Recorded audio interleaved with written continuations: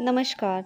आज फिर से ज्ञान ध्यान वरदान चैनल पे विजय एकादशी की कथा हम लाए हैं आपके लिए। बहुत समय पहले की बात है। द्वापर युग में धर्मराज युधिष्ठिर को फाल्गुन एकादशी के महत्व के बारे में जानने की जिज्ञासा हुई और उन्होंने अपनी शंका भगवान श्री कृष्ण के सामने प्रकट की। भगवान श्री कृष्ण ने फाल्गुन एकादशी के महत्व व कथा के बारे में बताते हुए कहा कि कुंते कि सबसे पहले नारद मुनि ने ब्रह्मा जी से फाल्गुन कृष्ण एकादशी व्रत की कथा व महत्व के बारे में जाना था। उनके बाद इसके बारे में जानने वाले तुम ही हो।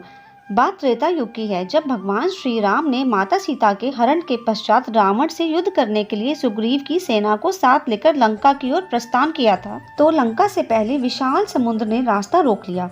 समुद्र में बहुत ही खतरनाक समुद्री जीव थे जो वानर सेना को हानि पहुंचा सकते थे।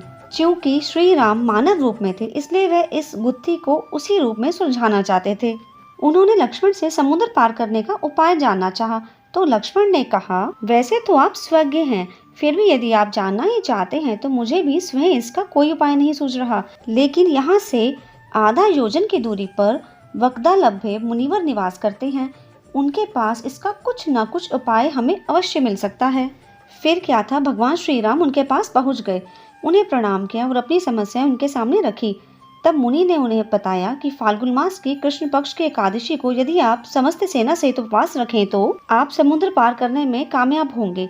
साथ ही इस उपवास के प्रताप से आप लंका पर भी विजय प्राप्त करेंगे। और समय आने पर मुनि वक्दालभ्य द्वारा बताई गई विधि अनुसार भगवान श्री राम सहित पूरी सेना ने एकादशी का उपवास रखा और राम सेतु बनाकर समुद्र को पार कर रावण को परास्त किया। अतः हे राजन, जो कोई इस व्रत को विधि पूर्वक करेगा उसकी दोनों लोकों में जरूर विजय होगी।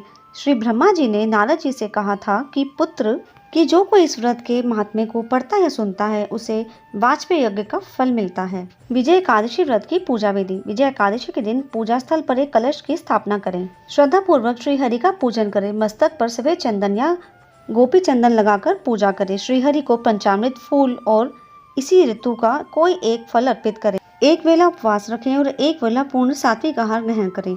शाम को भोजन करने से पहले उपासना आरती जरूर करें। अगले दिन सुबह पूजन करने वाला कलश और अन्य वस्त्र का आदि दान करें। आशा करते हैं आपको हमारी कथाएं पसंद आ रही होंगी। अगर आप हमारे चैनल ज्ञान ध्यान वरदान पे नए हैं तो कृपया से सब्सक्राइब करें और लाइक करना ना भूलें। धन्यवाद। जय श्री कृष्ण।